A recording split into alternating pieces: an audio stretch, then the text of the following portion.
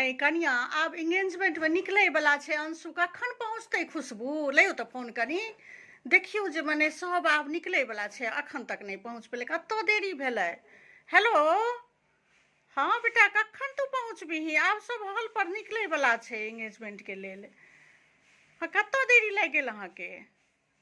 अच्छा आब आबि रहल छियै, कते देर में पहुँचबै? अच्छा एखनो आधा घंटा अछि अहाँके? तहन की केना के हेतै? घर से तऽ सब निकलि रहल छै आब। अच्छा अहाँ डायरेक्टे हॉले पर आबि जेबै? हाँ हाँ तऽ ई बढ़िया रहत, अहाँ डायरेक्टे हॉले पर में आउ। हाँ हाँ सब तैयारी भऽ गेल छै, ब्राह्मण गोसाउन के गीत भऽ गेलै, सब गोटा निकलि रहल छियै आब। हाँ पूजो हेतै ओहिठाम, पूजा पाठ सेहो छै। हाँ हाँ तऽ भरि दिन का प्रोग्राम छै ने, तऽ अहाँ तऽ थाकल सीधा उम्हरे से उम्हरे आबि जेबै तऽ भरि दिन ओतऽ हेतै। अच्छा प्रोग्राम में लोक नहीं ओते थाकै छै, अटेंड करे ले एलियै हन तऽ। हाँ तऽ ठीक छै, तऽ अहाँ खाली हॉले पर सीधा आबि जाउ, ओहिठाम तहन सब गोटा भेंट घाट करै छी। हाँ हाँ हमहूँ सब आब पहुँचैए वाला, निकलैए वाला छियै। हाँ तऽ हॉले पर भेंट घाट करै छी, चलू ने तऽ। अहाँके आधा घंटा लगतै, हमरो सबके हॉल पर पहुँचैत आधा घंटा लगतै, तऽ लगभग आसपास पहुँचे जेबै सब गोटा। अरे कतेक बेर ने सब पूछे गेलखिन हन कखन खुशबू पहुँचतै, कखन पहुँचतै। हाँ तऽ फोन तऽ अहाँके फ्लाइट में नहीं ने लगे छलैया।